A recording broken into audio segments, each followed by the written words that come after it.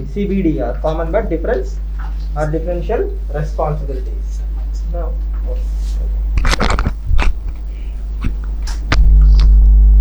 okay. Common but differential responsibilities. So if we talk about Paris emission or any kind of emissions, we normally use the term pre-industrial level, more or less 1850s. So till 1850s, the global pattern of climate was more or less stable, what we call as Holocene, right? From 1850s onwards, whatever is happening can be defined technically as Anthropocene. So we started damaging the planet or climate to that extent from 1850s onwards. So from 1815 onwards, 1850, from that point onwards, if you see the climate emissions or global emissions, which countries are so-called developed countries right now are the ones who have used the natural resources? USA, China, Japan, or any other country which has industrialized, right? They have spent huge amount of money, European countries, huge amount of natural resources, coal, human capital, slaves, you take anything, right? They exploited the resources to the maximum extent. That is why they are where they are today, right? Now, because of awareness generation, thanks to environmentalists and reports like IPCC report, Paris Agreement, we all came to a consensus that we have to keep the temperatures below 2 degrees in comparison to pre-industrial levels. That is again one important point. Okay, so a common question is 2 degrees, the Paris Agreement target is 2 degrees. 2 degrees in comparison to what? Right, 2 degrees in comparison to the Paris Agreement. That is the most, industrial levels. That is the most important thing. Now that I have grown, to the level I wanted to, now I have the luxury to have targets. Yes or no? See, all the entire article we see like so many countries, European Union, China, USA, everyone is going for carbon neutrality. They are not saying reduce carbon, they are saying carbon neutrality. That means status quo will be maintained, right? Even if carbon neutrality is actually achieved, if the planet is 2 degrees warmer in comparison to the pre-industrial level, if we achieve carbon neutrality, will we still be 2 degrees warm, right? It is not going to come down. Yes or no? Clear? Now what this article Mr. Puri is saying is this: if India is left out of these climate change negotiations, okay, we will be persuaded by developed countries to follow the same path that they are taking, right? That is point number one. Second thing, India is not in a position to afford that kind of shift without financial help. Alright, India is not in a position to afford that kind of growth without financial help. So if you want India to grow cleanly, you also have to support India in the same way, technological assistance and financial assistance. See, if I have to set up a solar plant, I need money. If I need to use water more, I need recycling techniques. Whatever patents, etc. has to be transferred to India so that I can grow cleanly. But all these countries are trying to do what? They are trying to bring everybody under the same table. Yes or no? If they ask Bangladesh, India to grow, to go carbon neutral, etc., that may or may not be possible with the existing capabilities. So India has to be very careful not to give into the pressure of these countries, and at the same time we will take care that our responsibilities will be fulfilled, our INDC targets will be fulfilled. As Prime Minister repeatedly says, we will surpass INDC targets, right? So here the crux is, just like the World Trade Organization agreements or any other agreements, the Western push is heavy. The Western push is very heavy. India should not, or developing countries should not give into that kind of pressure. At the same time, if we pollute the planet to grow, okay, it's not a crime, because in our capacity, with our limited resources, we are moving away from fossil fuels, and that cannot happen overnight. Yes or no? So here he used to be in UN, right? He knows all the negotiation tactics and all those things. So he's very subtly warning that India be very careful, that don't give into the Western propaganda or Western pressure. Now one dangerous line in this entire article is this: European Union. European Union is planning to punish or put tariffs in countries which are not giving into this kind of pressure. right? That is again a tactic. Now, as all of you know, India's energy mix, 60% of our energy resources come from fossil fuel, that is coal. Yes or no? And we have a lot to grow. Just think about it. We are hardly $2.5 trillion economy or $3 trillion economy. We want to become $10 trillion economy. We need to burn more resources. We need to spend more energy. Per capita per capita expenditure has to increase. Per capita electricity expenditure has to increase. All these things has to increase, and they cannot be done with the existing capacities. Yes or no? How can you grow without transport? Yes. How can a nation go without transport? So transport is a very important thing. How can we transport goods? Only by burning fossil fuels, or developing electric goods, or dedicated freight corridors and all these things that we are doing, right? But not to the level that the world expects us to. Even though our carbon footprint is very low, we are not on par with anyone else. Clear?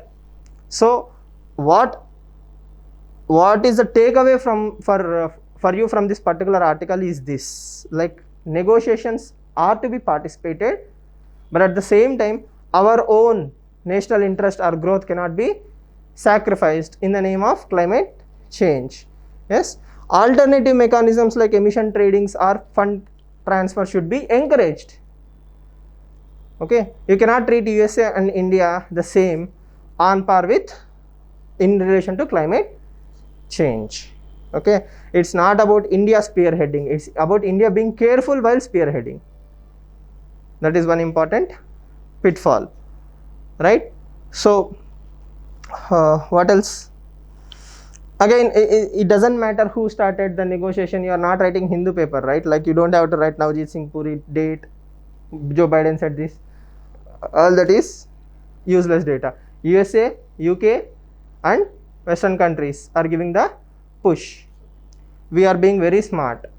India is definitely moving towards renewable energy. One thing that nobody can criticize the present government is the push towards renewable energy. International Solar Alliance or anything you take, every move that government is doing is towards the renewable energy. The solar power plants, dedicated freight corridors, electrification of trains.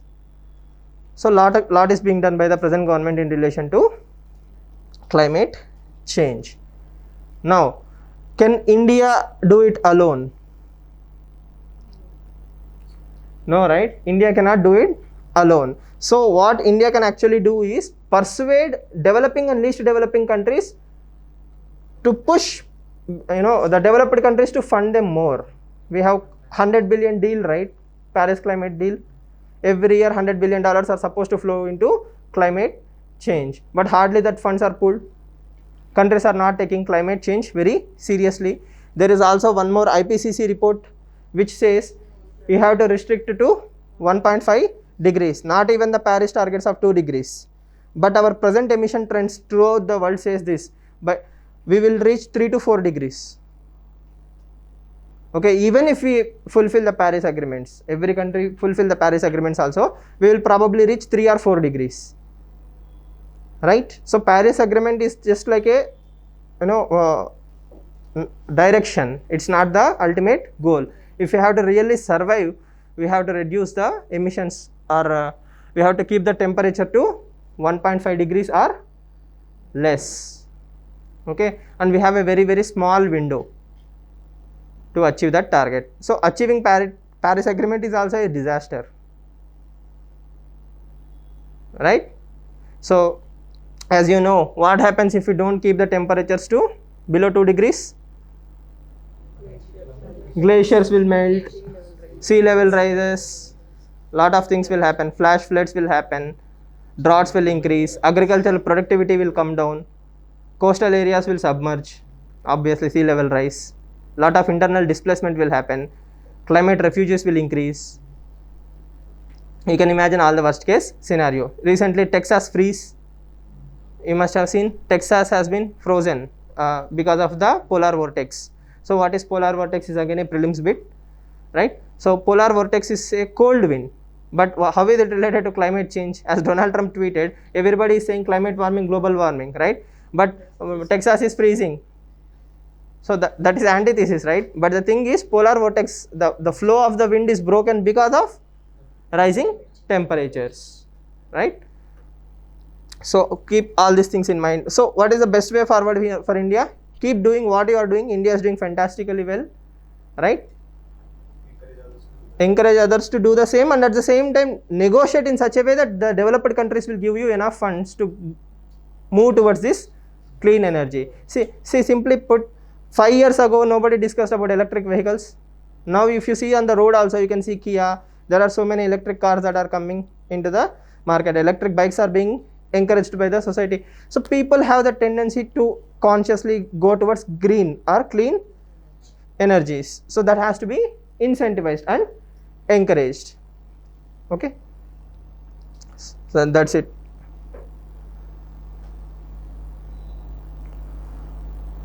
Okay, we'll start with the front page. See again, that is what I keep saying. Read between the lines, not just what is written. You have to put it in your own terms. When I read your essay or your answer writing, when I see your answer, I will give you more scores. Right? If you just reproduce, trust me, there will be a point to the examiner, he will know you are reading Subraranjan notes. Okay, because everybody is writing the same lines, then you won't get any new marks. So it's your uniqueness, your flow of thought is what is appreciated. Yes. PM to attend first Quad Summit today. So as all of you know, it is more useful for mains perspective, and we have to be very careful in statements like this. The Quad meeting that has been referred to as Indo-Pacific NATO. Do we want to make it a military alliance? Do we want to make Quad a military alliance? No, we have to vehemently and strongly oppose such kind of labeling. And Quad is not an organization to control China. Quad is an organization to bring all the naval powers in that particular area to collaborate more and encourage freedom of navigation. What we need is freedom of navigation. Indo-Pacific should be free for all. Yes or no? Movement of goods, services, resources should flow freely. When it happens, automatically growth will be there. Everybody will be happy and prosperous. But if we make it anti-China or Quad is towards controlling China, it creates a lot of problems, right? And we will see the outcome, whether there will be a joint statement or not. I don't think India will, or Jaishankar is in a mood to entertain that kind of idea, because he was very clear that we encourage multilateralism. India is all for multilateralism and free movement of goods and resources. We don't want to join any blocks, nor are we here to create groups. Yes or no? So this is where the doctrine, the personal ideology of the doctrine and India's historical doctrine, non-aligned movement, right? We are not aligned to anyone. We are focused more on our own national interests. Prelim. Free trade was to be promoted. What would China's problem be? They would get an enhanced opportunity to. China's fear is no. There is this small strait, right? What is that strait? Malacca Strait. Strait of Malacca. It is like a chicken neck corridor. It's like a bottleneck, right? China fears that if Quad is powerful enough, okay, if Quad is turned into a military organization, one day that might be used as a pressure point to control me, because almost all the China's resources go through that particular strait, right? So China fears that I have a lot to lose, right? And second thing, at the same time, we cannot be innocent enough that today China is not attacking or expanding its tentacles in Indian oceans. It won't do the same in future also. All right. If you are promoting free trade, then China will obviously do at one point. What? Expand their trade into IOR. No, again, see, the point is first we have to come to us, right? We will be in a dominant position. Then the rest of the Southeast, from Indian Ocean to Western Pacific, the movement will be there. China's fear here is more about controlling the trade. China, see, doing peaceful trade is nobody's problem. If you are having the capacity, if you are growing, that's not my problem, right? But you should not hurt me.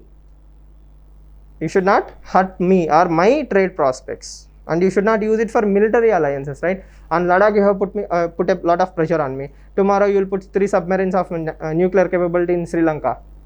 That is a threat to me. So I have to invest a lot of energies to calm down that entire scenario. Lot of unnecessary stuff. Yes. Okay. Lingaraj temple, you must have read. What is the style of temple architecture?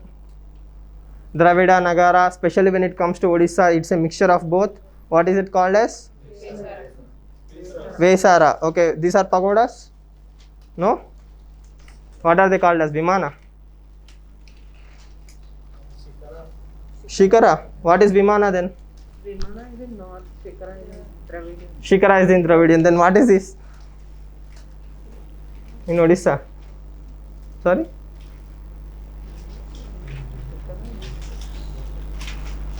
And there is a chapter in 11th class NCERT, right? Art and culture. They dedicatedly call dedicated chapter for Odisha, because Odishan architecture is bit different from the mix, because it's in center, right? Yes. So please read Lingaraja, obviously Shiva temple. Some background. What is the architecture style? What is Vimana, Shikara, Pagoda? Yes, Dvajastambha, etc. Dry diagram. Practice it. Art and culture, GS paper 1 mains. Yes. Okay. Eternal drama of Indian electoral process. So when you win, it's okay. When you lose, EVMs are hacked. So that is why FEDUP Election Commission has finally filed a FIR. So it has been time and again proved that EVMs are unhackable. Yes, at least logistically it is not easy to do so. Unhackable might be a debatable, but at least logistically it's very difficult, because it is protected by CRPF with multiple layers of scrutiny. You have to rig the missions, you have to rig all the missions. Yes, and we have also VVPAT, voter verified paper audit trail. So if I vote for a particular party, that symbol should be shown in the VVPAT. Yes, so tallying will be done.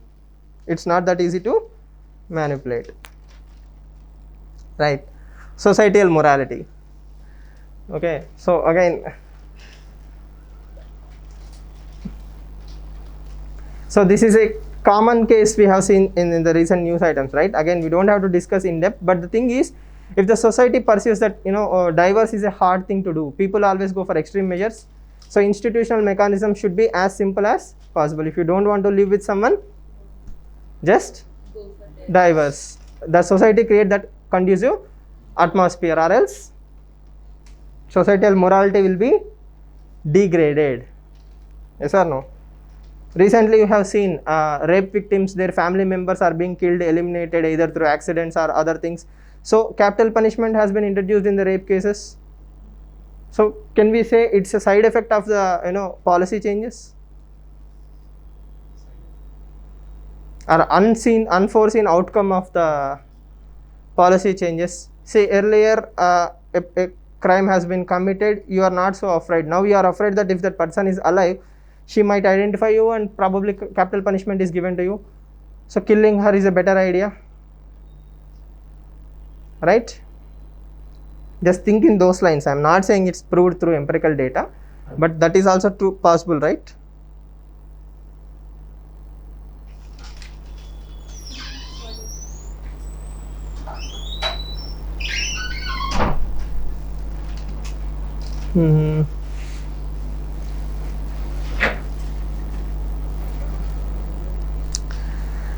Right, again, it's not about the political parties, it's about the anti-defection law. Anti-defection law, which schedule? 10th schedule. All of you know the Amendment Act, I guess? 92 or 52nd?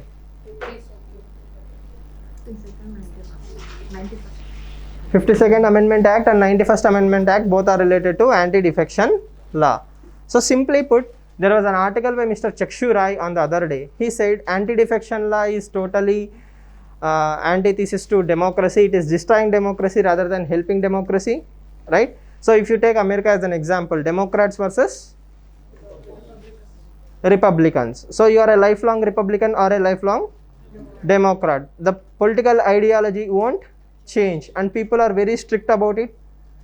Yes or no? So if somebody is defecting from a particular political party, right, particular political party, then anti-defection law is helping them in a way, right, or giving it an excuse. Yes or no? When people jump from one political ideology to another political ideology, let's say you are moving from BJP all the way till Congress. That means you are moving from right to center. Then again you are moving to CPI. Okay, what does that tell about you? All you seek is winnability rather than sticking to one particular ideology. If I join BJP, that means I believe in certain principles and certain thought process of BJP, I will stick to them even if I win or lose. But the moment I think, you know, this particular political party is going to win, if I keep jumping, you are actually cheating the people that who have elected you, right? Yes or no? So but the people should elect the leader, right? I mean, if the elected leader believes that okay, this kind of ideology is wrong, he has to be given a chance to change his ideology. Again, see, again that is what I am saying, right? Right, left and center are very huge broad spectrum, right? Not overnight, you will change idea. And again, second thing, if you want to change your ideology, stay out of power and fight for what you believe in, right? Why do you need power? If Democrats are not in power, okay, do public work or public service work or support NGOs with what you believe in. Yes, why do you need to take? And second thing, as she is mentioned, ideologies doesn't change overnight, right? I cannot become right to left overnight. Yes or no? On the one day I believe privatization, the next day I am pro in support of. Yes or no? You cannot possibly think of it, right? So ultimately the change has to come in the people. People has to punish people who defect on ideas. Such a strong moral political base is what is needed to reform electoral process rather than anti-defection law. Yes. So party should not encourage people coming from other parties. There should be a cooling period. Prove yourself. Yes, if you're your center, now you want to become right. Do the right wing work for 3 years. Right wing work in the sense ideology that you believe in. Yes. Then come and join the political party. You defected overnight, you are made a home minister or a cabinet minister. Then you are encouraging the defections. There are hardly very few people in the country, right, who stick to the same political party.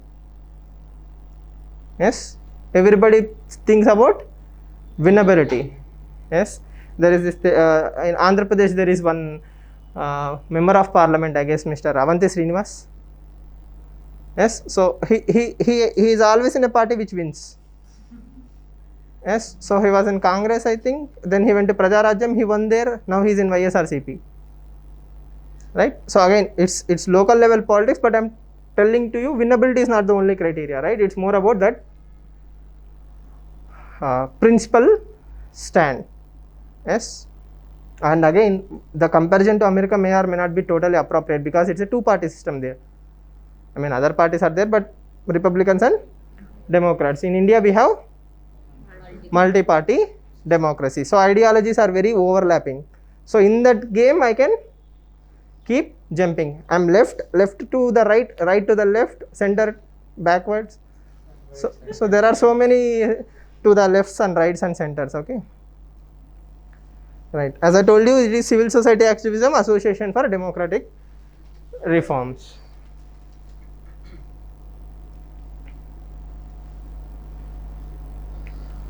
India-Japan Space Agency's review ties. So, prelims bits, what is Gaganyaan mission? Prelims questions, Gaganyaan mission, Chandrayaan mission. So, Mars missions, all the 3 Mars missions, USA's, China's and UAE's, Hope. All the 3 are important for your prelims perspective. Definitely one question can be expected. Again, it's expected only. I'm not saying it will come. Okay, those days are gone. Okay, if somebody is saying this will definitely come in prelims, be very careful.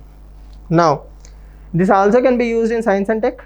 That India's collaboration or science attracts science. Yes or no? More research and more encouragement towards science will attract global collaboration. That will enable technological transfer and human capital transfer. Our experts will get in touch with other experts, technological transfers will happen, synergies will be created. It will again help India, mankind in overall.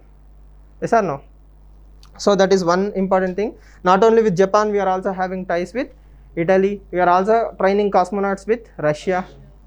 right? So the lot of programs are in pipeline for ISRO. So ISRO is doing fantastically, and government support along with our own freedom. And the most important thing, jokes, IAS is not heading ISRO. No, IAS are not heading the ISRO.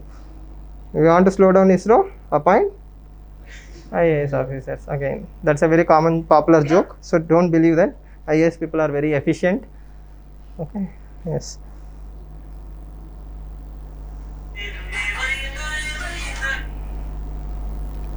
Yes.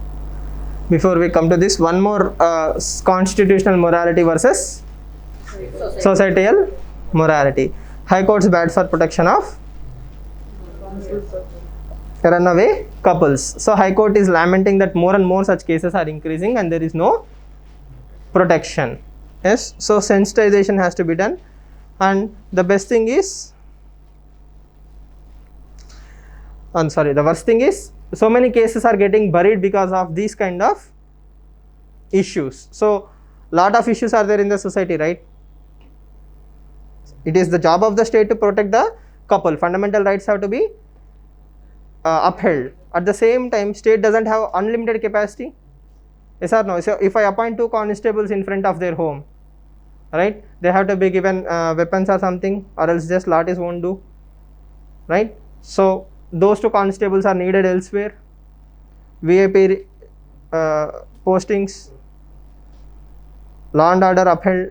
So lot of things have to be done. So state doesn't have unlimited capacity, it has only limited capacity. How can state manage all these things? So police reforms are needed, more money is needed, societal awareness is needed. Yes, lot has to be updated. Clear? See, again, there are no simple solutions.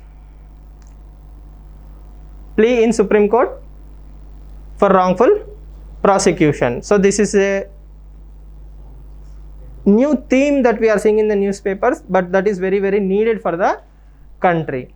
Now the first thing is, if somebody is arrested, okay, for crime he didn't commit, and he was released after 7 years or 12 years, right? His entire livelihood or that particular decade is lost for him. His family has gone through a lot of trauma, and in the end he was proved innocent. The other day I showed you an article, right, on the right hand side, like someone was arrested for 12 years.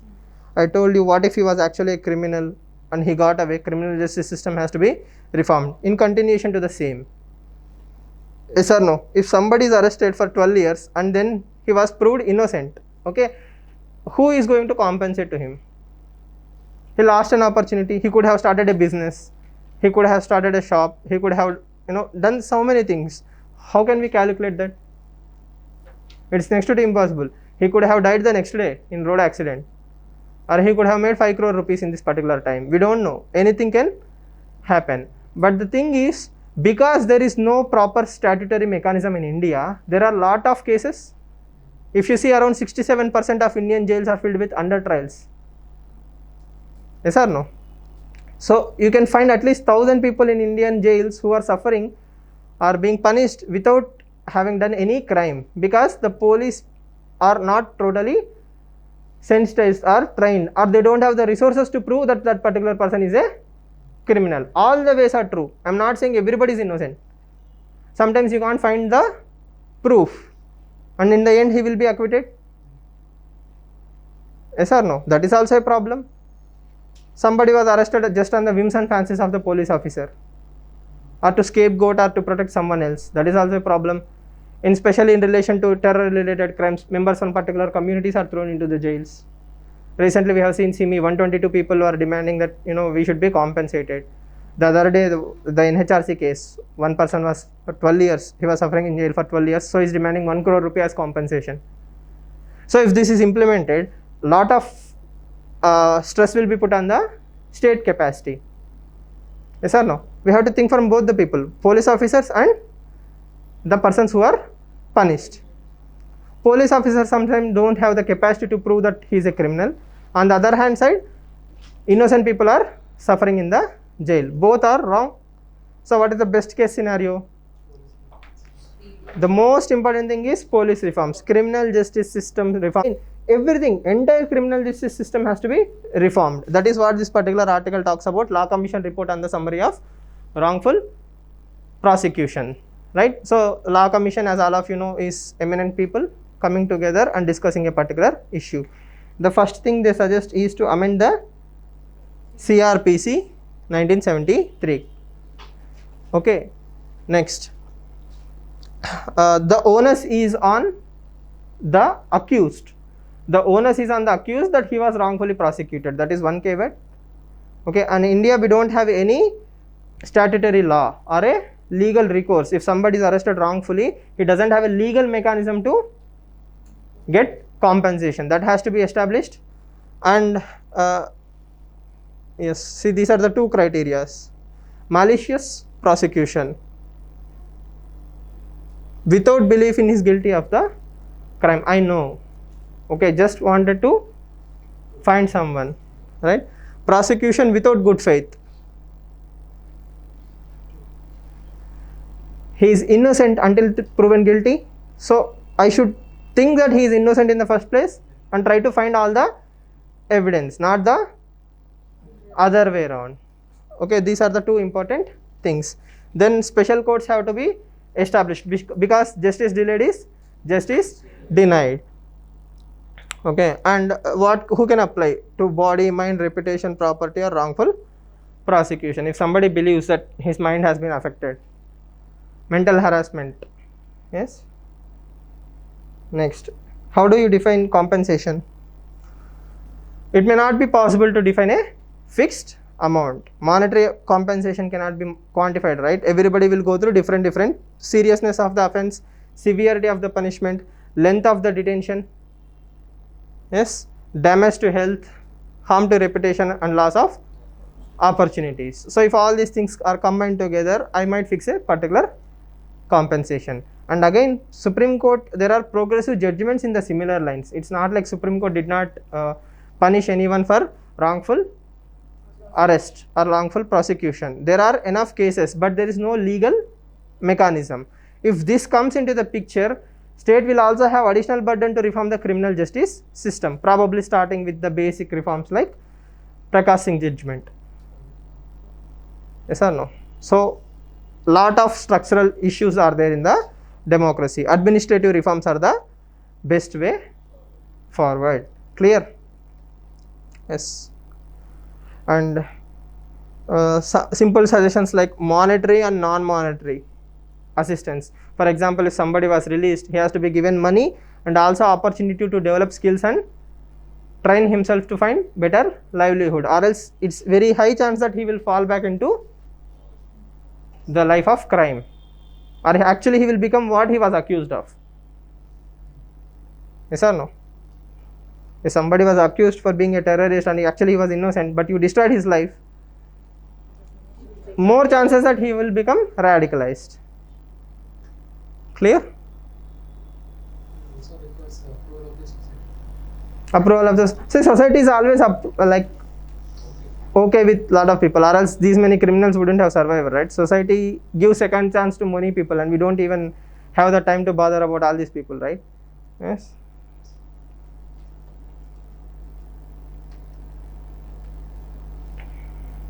Clear? So just remember, it's a very important thing, but the thing is, if it is actually done, it will push the state to introduce lot of reforms, judicial reforms, administrative reforms, police reforms, empower the state. So democracy can only get better. Yes. So there is one other article in against the abuse of state power against like selective prosecution. In that it's already the state is overpowered. Like in that. Here we are putting limitations on the state, right? That this is what constitutionalism actually says. Constitution is what limiting the power of the state. So a police officer is a state, right? He has all the power in the world to arrest someone, right? So we should give him enough tools to arrest only the right people. Will save time for him and us, right?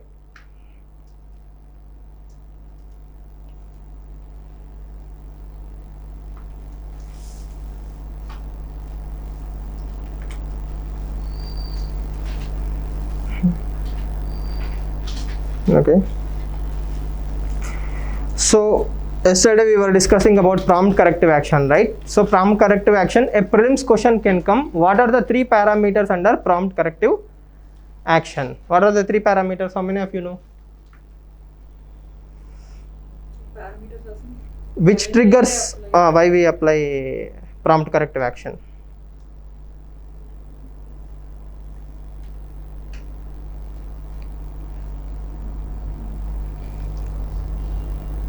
Right?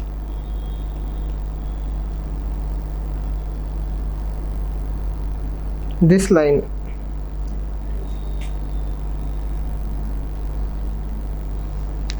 Capital asset quality or capital adequacy ratio. Have you read Indian Economy Basics? What is capital adequacy ratio? How many of you know?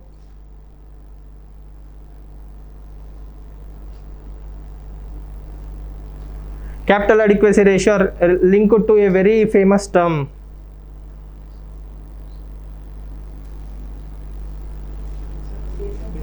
Basel norms. Very good. Capital adequacy ratio is related to Basel norms. So what is capital adequacy ratio? That is a very important prelims question, right? So you should be crystal clear in what are basic Basel norms, what is capital adequacy ratio, what is the limit of Basel norms in India. RBI, right? RBI will put the capital adequacy ratio norms. So Basel III norm says 8% should be the capital adequacy ratio. In India, it's higher than the Basel norms. In India, we have 9%. Especially it comes to public sector banks, it's around 12%. So RBI has mandated the public sector banks to maintain capital adequacy ratio of around 12%, whereas for other banks it's 9%.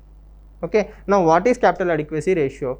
That means see again it's a lot lengthy topic. It becomes Indian economy class. Simply put, if you are giving a loan, you should have some security or some assurance that this much amount is safe, right? So only when capital adequacy ratio falls below a certain norm, you will attract prompt corrective action. In the same way, net NPA ratio, if you are giving 100 rupees loan, right, what percentage of the loans should not be NPA? If NPAs are around 6% or more than 6%, high chances are that you will attract prompt corrective action. And the return on assets, again return on assets means you have given loans or you have given certain amount of money, so it should come back, right? Negative return of assets for 2 consecutive years will attract prompt corrective action. And prompt corrective action is a layer by layer basis. It's not one straight jacketed approach. It has 3 targets: threshold 1, 2 and 3. 3 being the worst. 1 is okay-ish. Hypothetically, if you fall below 250 basis points of the capital adequacy ratio that you are supposed to maintain, all of you know basis points, right? 1 to 100 like basis points. So to 2.5%, then you attract PCA1. In the same way, for NPAs, 6 to 9% NPA, net NPA, tier 1, more than 9%, tier 2, 12% or more, prompt corrective action 3. Why is this important?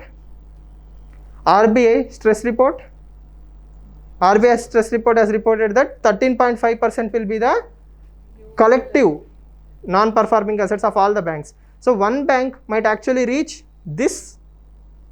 More public sector banks might be coming under these 2 brackets, right? You have good capital adequacy ratio, but you also have high NPS. You will still attract PCA. Again, this kind of depth is not needed for you. Simply remember these 3 terms: capital adequacy ratio, net NPA ratio and return on assets. These 3 are the criteria which will attract prompt corrective action. That's all you have to remember. Okay. Is it a good thing? Yes. It will tell RBI that this particular bank is in trouble. Focus more on that particular bank.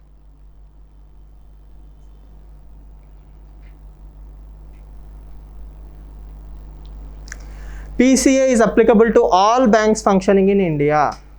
Foreign banks are not exempted. If a line comes in the prelims, PCA is applicable only to public sector banks.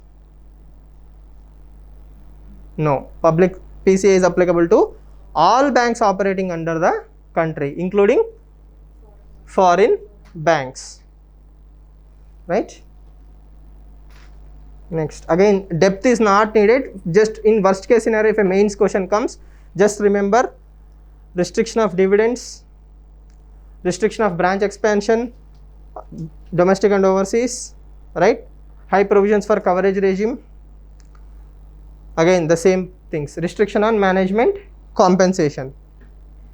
Like directors cannot take huge amount of profits when your bank is in losses. So again, it's tier 1, tier 2 and tier 3. The thresholds will change. Just remember branch expansion, no new loans can be given, or compensation cannot be taken by the directors.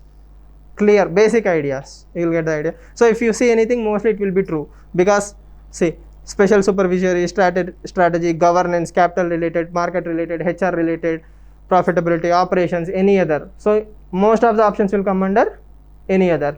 So if you see a prelims question, if a bank is under PCA, this will be done, mostly it will be true, all of the above, okay, except for it will be run by RBI or some weird something like that, okay, okay, right? So if a bank is under PCA, can BBB change its directors? Overtake?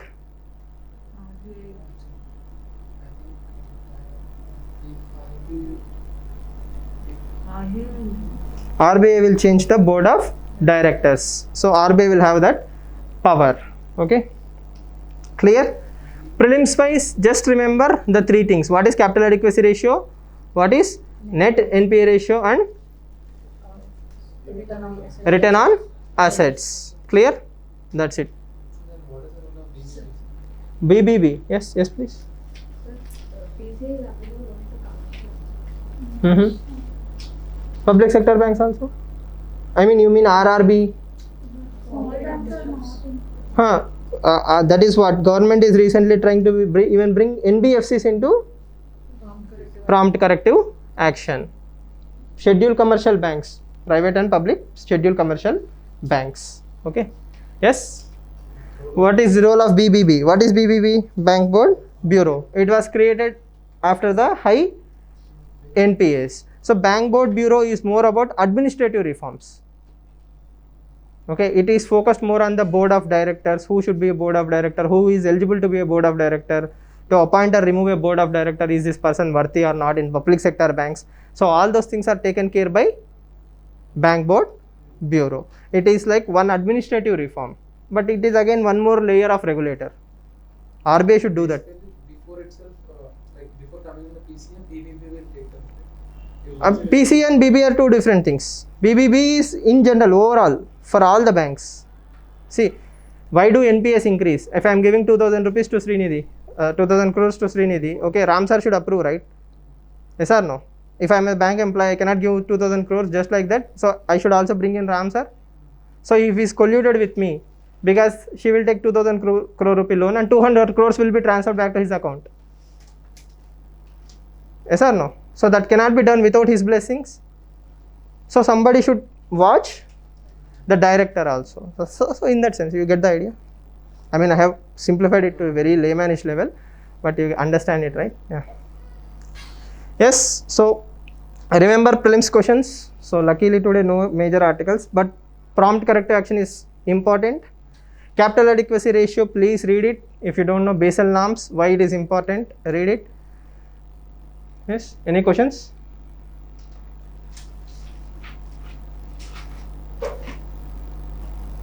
Again, always remember, you need to have that common sense. 20% of your efforts will get you 80% of the marks. First of all, what is NPA? Crystal clear definition should be in your brain, not the full form. Okay, non-performing assets, NPA. Everybody knows that, right? So what is NPA? That should be crystal clear in your mind. For agriculture, what is NPA? For long-term crops, what is NPA? Yes. What is special mention account? SMA 0, 1, 2.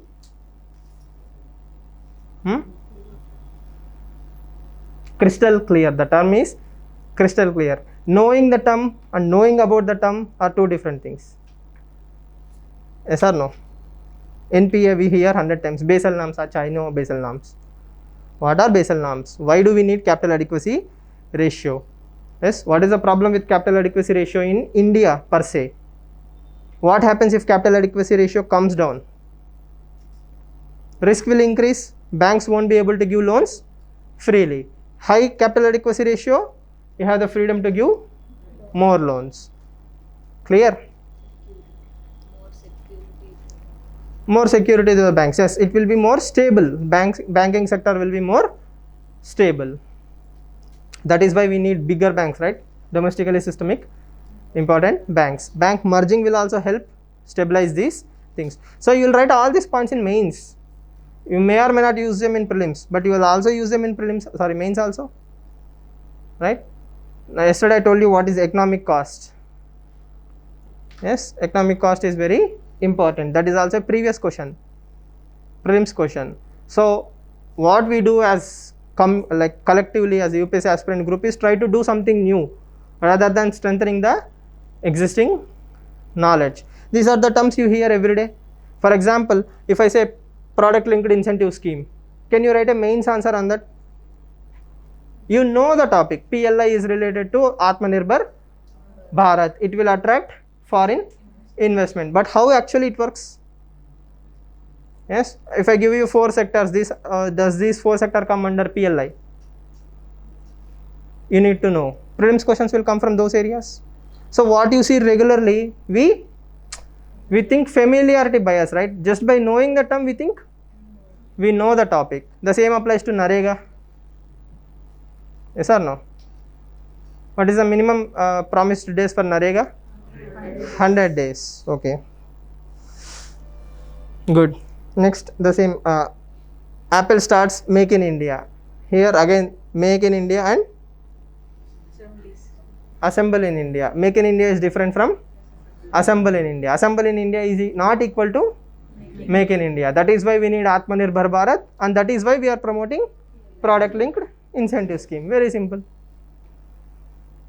You have a mains point there only. Yes or no?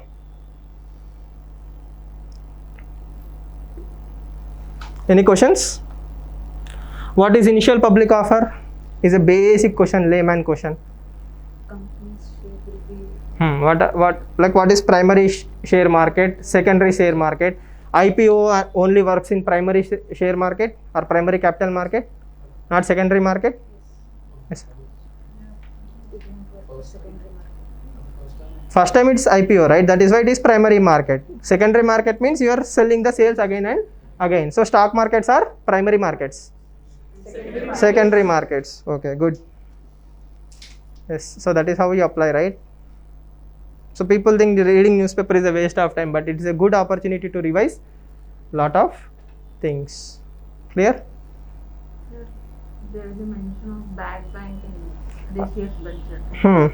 Few days after RBI governor said though bad banks are established, they won't replace asset reconstruction companies. Again, The actual difference between bad bank. very good question. So basically the concept that was introduced in budget is also asset reconstruction company. Budget did not say we are creating a bad bank. We are empowering asset reconstruction companies. So asset is there. For a bank, what is the asset? Loans given are asset. Yes or no? Loans given are assets. Deposits are? Liabilities. Sure. Yes, sir. Deposits that are coming to banks are liabilities. Who told you? It's liability. Why is it liability? We have to repay the principal plus interest. So I have an asset, I will restructure it. Okay. So this is my loan. I am SBI. I have given a loan to Vijay Mallya, my favorite customer. Right. So he has taken 10,000 crores of loan. Right. Now I am reconstructing this loan by selling it to a asset reconstruction company. Yes. I am accepting 3,000 rupees loss or 3,000 crore loss. I am selling the asset to asset reconstruction company for 7,000 crores. 7,000 crores. I will close it in my accounts by saying I lost only 3,000 crores. I got back 7,000 crores. Tomorrow Vijay Mallya is extradited. He will repay the loan to asset reconstruction company. How much? Entire 10,000, right? Vijay Mallya has to pay entire 3,000, not only 7,000. He has to fulfill his dues. But for me, loss. But still it's a profit in a way, right? Instead of losing the entire 10,000 crores, I am only losing 3,000 crores or 4,000 crores. Yes or no? Let's say half of the bottle. I cannot cut it, right? Let's say half of the bottle. 5,000 crores are coming back to me. 5,000 crores are lost to me. But still 5,000 crores profit. But when Vijay Mallya comes and pays back 10,000, that's the entire money recovered. So here I am taking that 5,000 crores and giving loan to Shweta. She will start the business. She will create more economic activity. In the meanwhile, when he comes back after 2 years or 3 years, that 10,000 crores is also coming back into the economy, right? Who is she? Like asset reconstruction company is what? Again government? Only that money is in a different pocket. Are we clear? Asset reconstruction companies are a bit different from bad banks. Again, same funda. If we create bad bank, what are we doing? The same thing? Yes or no? Instead of writing it in asset reconstruction companies, we are calling it in their balance sheet. It's all manipulation of statistics. Again, as many people have cited, bad banks are not a long-term solution or are a permanent solution. It is IBC is a much better solution rather than bad banks. Clear?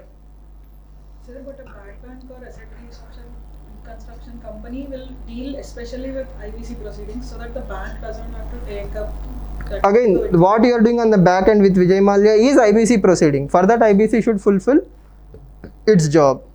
Okay. Again, as she mentioned, when I have given that loan to her, okay, what am I giving? I am also giving my headache to her.